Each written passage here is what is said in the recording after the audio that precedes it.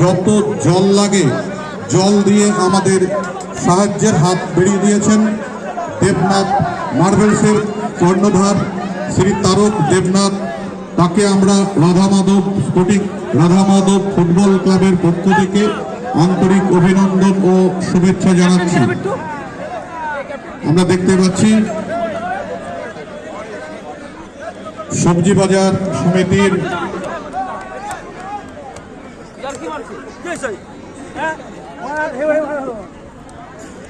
সবজি বাজারের কর্মকর্তা, তারা মাঠ থেকে বেরিয়ে আসছে। এবার শুরু হবে আজকের একটা দারুণ একটা খেলা, 3 নম্বর খেলা, দারুণ খেলা শুরু হবে।